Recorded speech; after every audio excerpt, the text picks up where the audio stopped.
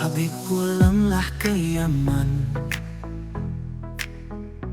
Indonesia bukan Tarim, Nusantara bukan tandus, Yaman menantimu. Assalamualaikum warahmatullahi wabarakatuh. Mumpung Jember kalangannya, mumpung wahananya luas, mumpung Padang seringinnya, mumpung mataharinya cerah mereka di hari ini yang berkah. Saya Irfan Wesi mewakili beberapa teman yang kemarin mengkondisikan untuk pertemuan ini, momentum ini bisa terjadi dengan semangat lahar kata ruh hajisma illa bisolah wa solawah. Tiada gerak ruh dan jasad yang elok kecuali dengan sholat dan sholawat. Saya ulangi, lahar kata ruh hajisma illa bisolah wa solawah. Tiadalah elok gerak ruh dan jasad kecuali dengan sholat dan sholawat. Kenapa dibilang sholat dan sholawat? Sholat itu adalah oleh-oleh terbesar Kanjeng Nabi Muhammad an-Najmul Tsaqib Shahibul Hujjah sallallahu alaihi wasallam sallallahu alaihi. Dari Isra wa Mi'raj itulah Nabi Muhammad dapat oleh-oleh sholat. Jangan sampai dikotori. Ada seseorang yang mengatakan Mi'raj 70 kali sehari, ya, naik onta ibaratnya, ya, apal jalan-jalan langit, ya. Itu jangan dikotori hal-hal seperti itu, ya. Ada hal yang tidak dimiliki oleh umat Nabi, ya. Begitupun kenapa saya bilang sholawat. Sholawat ini penting, ya. Hubbur Rasul, cinta sama Rasul, ya. Bukankah Nabi mewasiatkan menitipkan 3 perkara, yaitu Quran, sunnah atau hadis, yang ketiga adalah ahlul bait. Semua yang pertama ulama sepakat, ya, menjaga Quran, asbabun nuzulnya, ilmu tajwidnya, semua sepakat. Yang kedua, semua ulama juga sepakat tentang ilmu takhrij hadis. Apa itu hadis do'if, apa itu hadis hasan, apa itu hadis sahih, apa itu hadis maudhu yang palsu sekalipun. Tapi anehnya sebagian ulama-ulama yang muhibbin, kenapa tidak peduli pesan Nabi yang ketiga, yaitu verifikasi tentang ahlul bait dan keturunannya.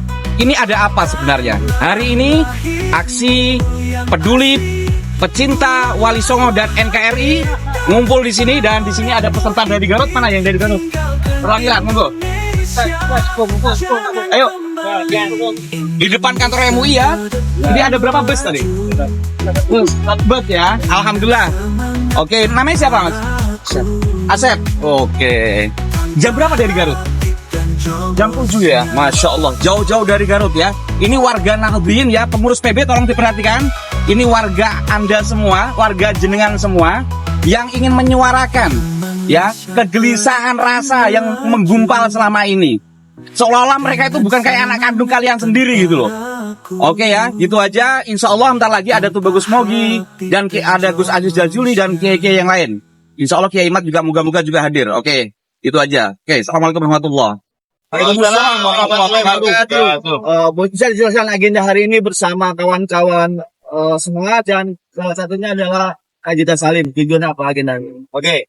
Baik, assalamualaikum warahmatullahi wabarakatuh. Waalaikumsalam warahmatullahi wabarakatuh. Bismillahirrahmanirrahim. Alhamdulillahirabbil hamdan yu'tina mawidati majidah wa sallallahu alaihi Muhammad wa alihi wa sahbihi ba'du. Saya Tubagus Mogi Fadil bersama saudara-saudara saya. Kami ini dari Aliansi Pecinta Ulama Nusantara Avatar. Ya. Nah, ini ada berbagai organisasi di bawahnya. Ada BKN, Badan Sekretariat Tentara, ada PWI, Perjuangan Wali Songo Indonesia Laskar Sabilillah, ada Robitoh Kebantenan, ada Laskar Mataram Raya, dan lain sebagainya. Imam.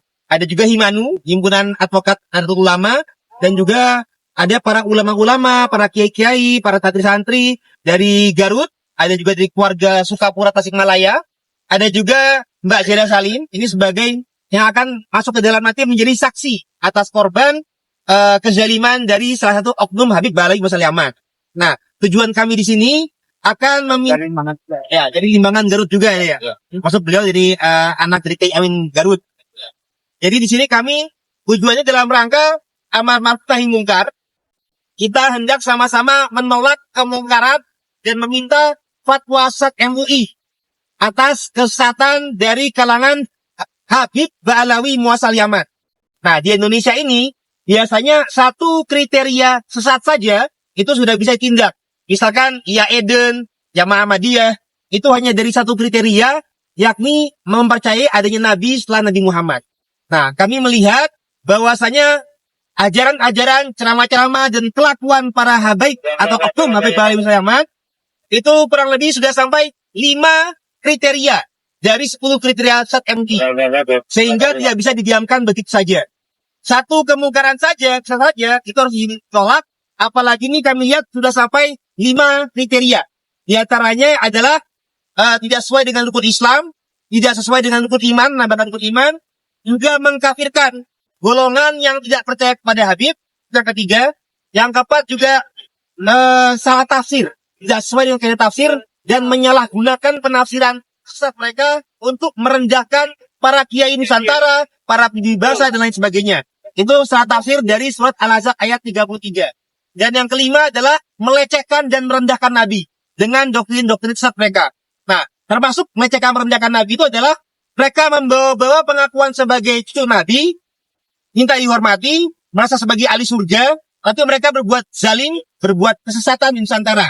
Misalkan mereka melecehkan para pemimpin kita, mencaci maki dengan kata-kata kebun binatang, mohon maaf, dan juga mereka mengajak radikalisme, mengajak berontak, mereka juga mencabuli kalangan santri, mencabuli wanita-wanita yang dilamarkan, ya. Istri jamaahnya sendiri juga ada, dan Mbak Zira Salim juga akan memberikan kesaksian, ada kekerasan KDRT, atau pelecehan seksual, atau kekerasan seksual. Ternyata korbannya nggak cuma Mbak Zira saja. Kurang lebih ada 2 lusin, yang nanti Mbak Zira juga akan bisa memberikan kesaksian. Itu hanya satu orang. Itu hanya di satu orang. Sedangkan para Habib lain ada banyak. Yang karena mereka salah tafsir dengan surah Al-Ahzab 33, mereka tidak takut dosa, mereka menggunakan klaim sebagai cucu Nabi untuk menzalimi orang-orang di sekitarnya. Bisa baik dengan dawir, dawir itu artinya penjajahan finansial, memaksa, memintakan duit atas nama bagi tujuan tadi.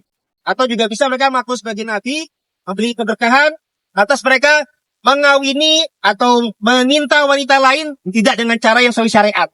Ada yang ustadz di Tegal, istri orang diminta diceraikan untuk diminta oleh Habib. Ada yang dizinahi, bahkan yang dizinahi pun dari kalangan balawi pun juga ada yang dizinahi. Ada yang istri jamaah dizinahi, ada yang dinikahi tidak dengan cara yang tanpa menafkahi lahir dan menafkahi batin dan memerangkatkan seksual. Jadi cukup banyak. Lalunya Mbak Zira Salim dia akan bersaksi. Bentar dulu. Warna dulu, Kak. Nah, untuk Kak Jeda sendiri, bagaimana Kak? Kan permasalahan KO sudah lama juga ya. Akhirnya didukung oleh, dibantu sama aliansi seperti aliansi ulama ini. Gimana Kak? Tanggapannya? Ya, saya bersyukur ya ada banyak pihak yang membantu kami sebagai wanita yang dizolimi untuk mencari keadilan. Dan kenapa di sini saya memberanikan untuk bersuara? Karena ternyata oknum Habib satu orang saja yang menzolimi saya ini ternyata korbannya banyak sekali, kurang lebih 1 lusin lebih ya. Dan ini miris sekali. Seandainya cuma hanya saya korbannya, mungkin saya tidak akan sampai sejauh ini. Tapi saya melihat yang saya hadapi ini bukan suami yang selingkuh khilaf 1-2 kali, tapi dia kelasnya udah penjahat, sudah melecehkan, merendahkan harkat martabat perempuan.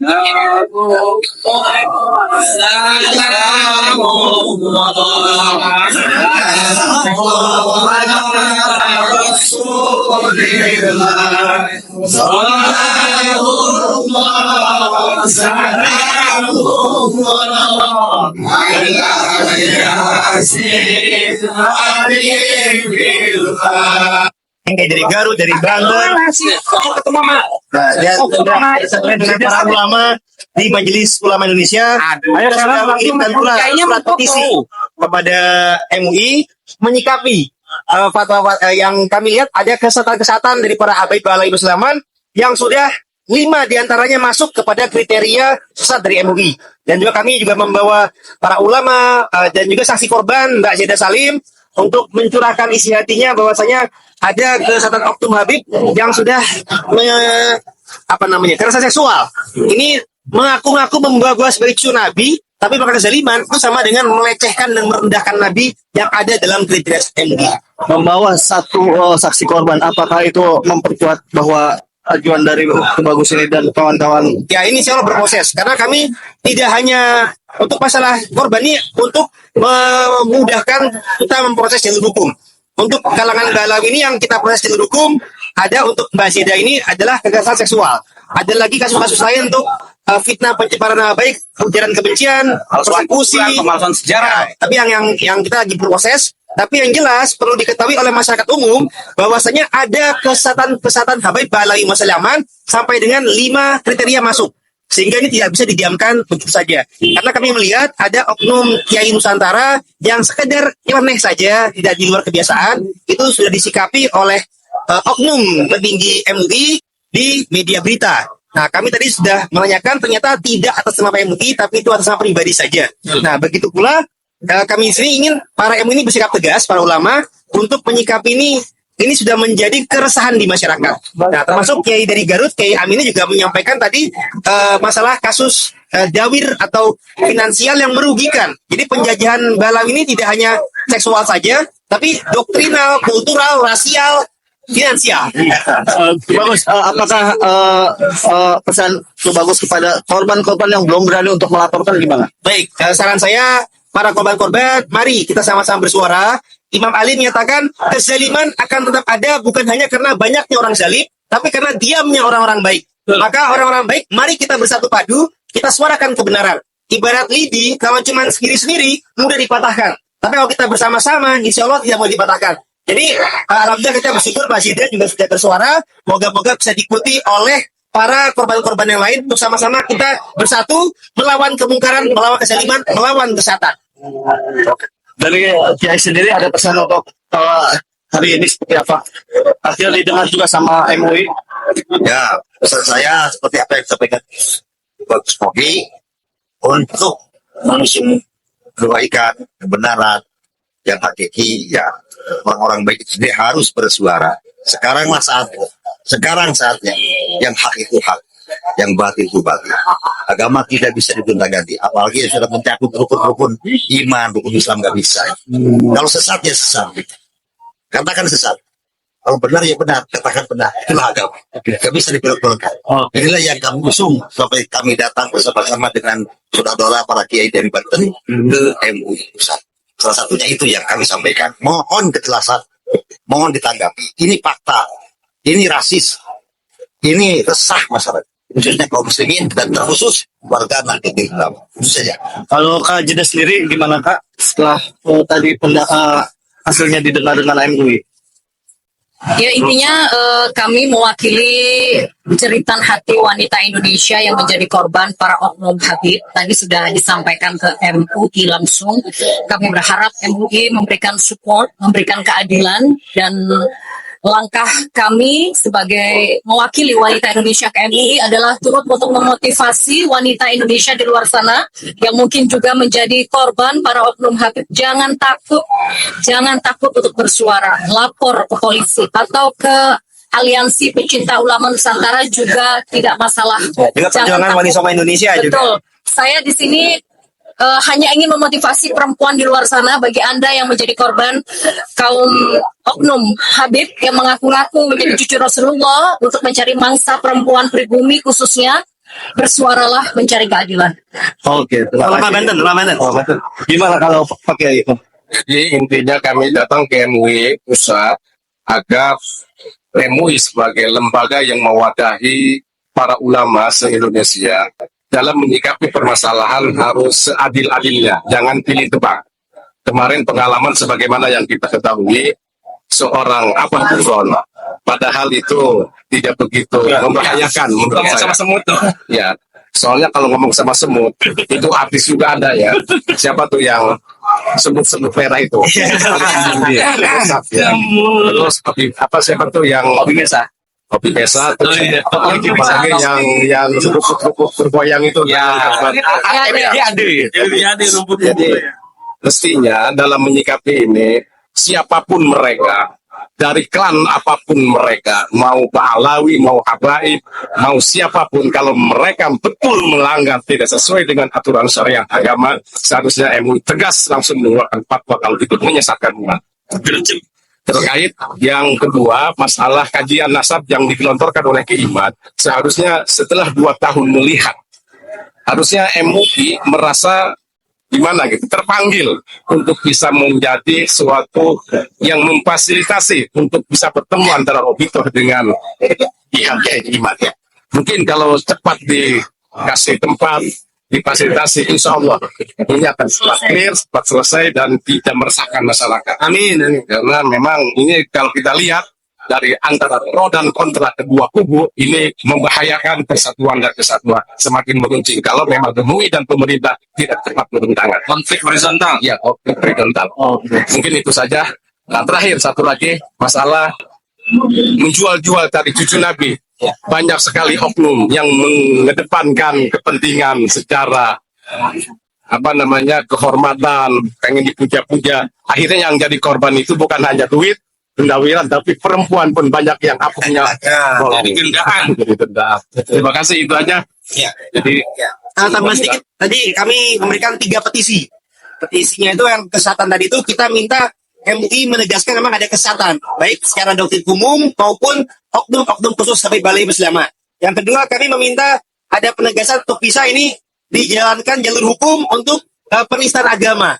Dari kesehatan, kita inginkan ini bisa untuk jalur hukum ke penistaan agama. Dan yang ketiga, kami meminta MUI untuk memediasi pertemuan adu hujah antara Romito Alawiyah dengan Kiai Usman Al-Badani sebagaimana yang sudah beliau sampaikan. Demikian dari kami. Rasulullah